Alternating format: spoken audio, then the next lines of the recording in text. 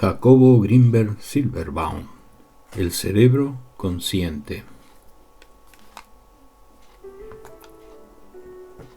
Bosquejo de la teoría psicofisiológica del campo unificado.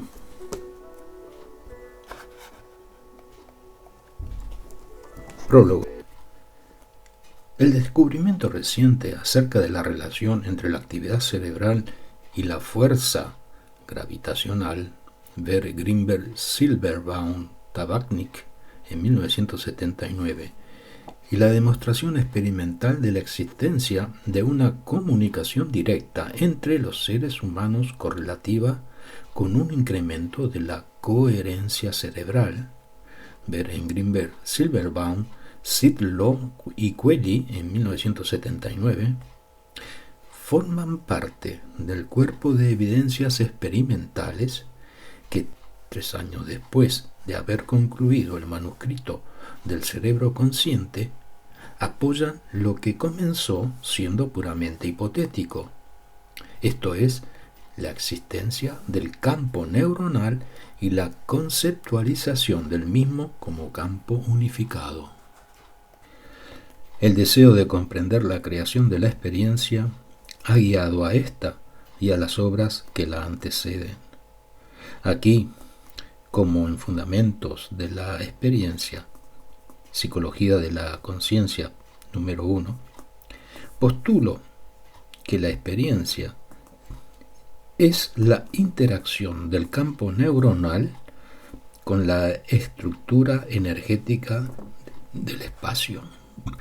A esta última la bautizo con el término sintergia y postulo una similitud entre la organización sintérgica del espacio y la organización cerebral.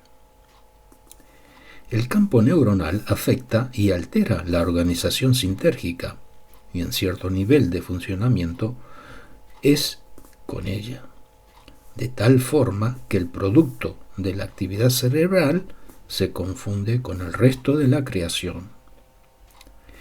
He aquí lo que propongo, reconociendo que la idea es novedosa desde el punto de vista psicofisiológico, pero es tan antigua como la historia del hombre desde el punto de vista religioso y filosófico.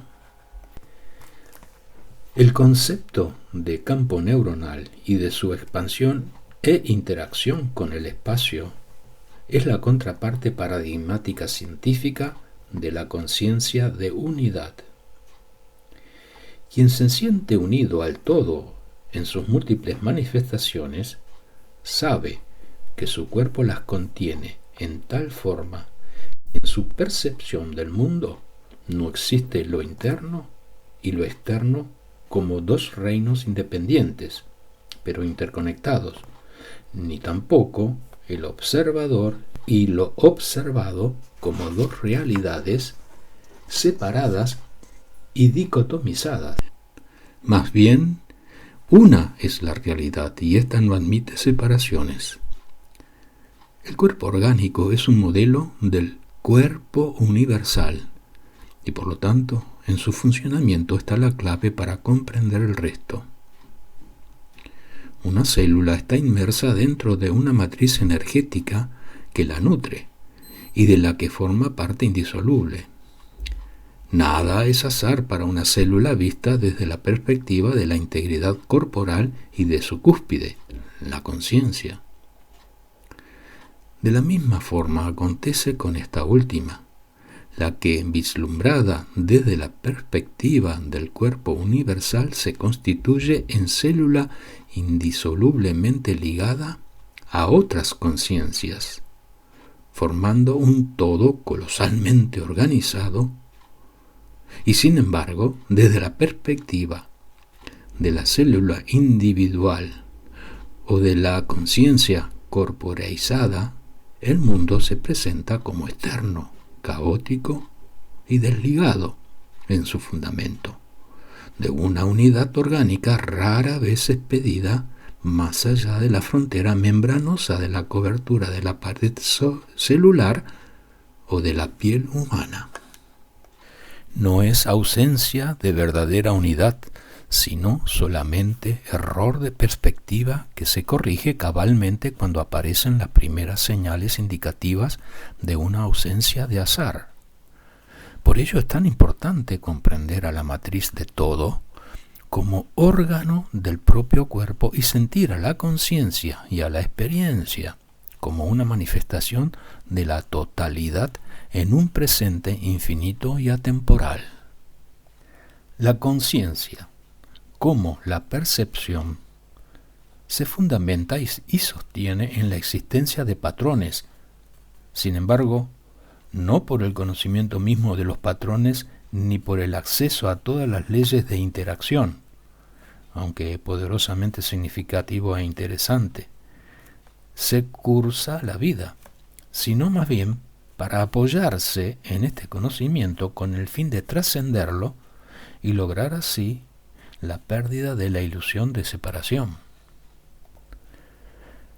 Más allá de la unidad está el ser, que no puede explicarse con base en el todo, ni siquiera cuando se abandona el intento de considerarlo como emergente, y se cae en el conocimiento de un mundo fuera de este mundo, en un Tao inefable. Porque la verdadera pregunta es la existencia de cualquier existencia, considerando a la experiencia, a cualquier experiencia, como sinónimo de existencia. A la pregunta de por qué sentimos, no puede responderse con reduccionismo ni con expansiones corporales. Ciertamente, en cualquier experiencia está el todo, pero desde el milagroso estado de asombro por la ocurrencia de sentir. Se conoce que no existe explicación plausible y satisfactoria para la experiencia. A tal estado bien podría denominarse pureza, o si se prefiere, encantamiento. Cualquier nombre resulta insuficiente para transmitir el milagro de experimentar desde un balcón vacío. Este dicho para aprovechar aquí la afortunada frase de Yoma García Ascot. Pero más allá, el planteamiento de la interrogante guarda un misterio aún más profundo, porque solamente lo que logra trascender el sentir es el único capaz de vislumbrar su existencia.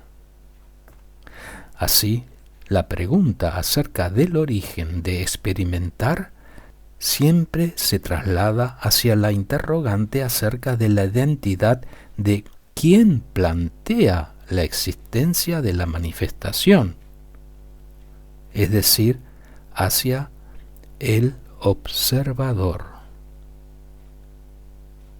¿Quién es el observador? Cuando se incrementa la coherencia cerebral, se obtiene una alteración de la fuerza gravitacional, de acuerdo con nuestros últimos resultados experimentales. La continuación directa se logra también cuando ocurre un incremento en la coherencia, puesto que estos incrementos equivalen o por lo menos acercan la actividad cerebral hacia la organización misma del espacio. Es concebible suponer que el fundamento existe en un único observador. Si esto es correcto, la sensación de individualidad es tan falsa como la separación. Y así el ser, la conciencia, la experiencia y el Tao son la misma realidad.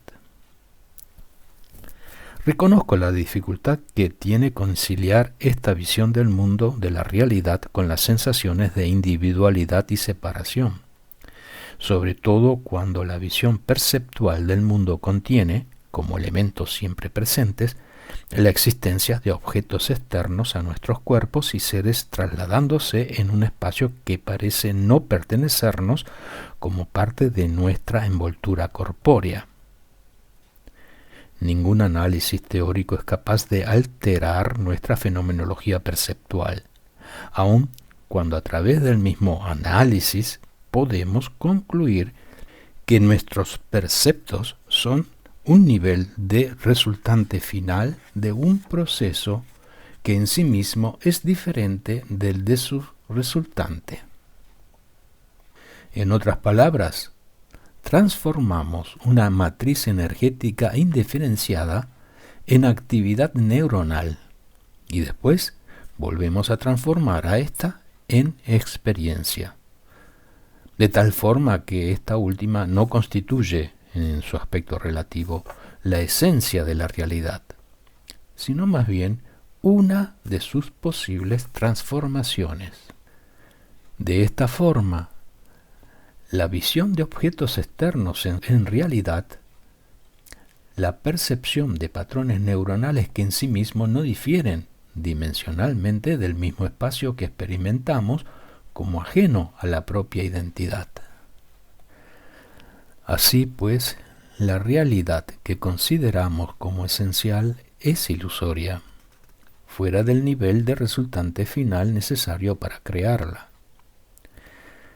Lo mismo podría decirse de cualquier contenido de experiencia, excepto del experimentar mismo. Esto último merece una aclaración, puesto que es el fundamento de toda esta obra. Independientemente del carácter ilusorio de las manifestaciones relativas, existe algo que no puede considerarse como accesorio, y es el fenómeno mismo de la experiencia, sea cual fuere su contenido, modalidad o carácter. Aún la visión de mí mismo como observador separado de una realidad que se proyecta en mí es en sí misma otra experiencia, por lo que la experiencia de sentirme como separado y la de proyección misma se unifican en el hecho de que ambas son experiencia. Por lo tanto, me parece que resolver el misterio de la creación de la experiencia es dar el primer paso en el camino del verdadero conocimiento. Esto ha sido mi motivación al escribir este libro. Antes de terminar este prólogo me gustaría aclarar 2 puntos. El primero de ellos se refiere a la consideración de unificación como resultante de la activación de la lógica inclusiva o de convergencia.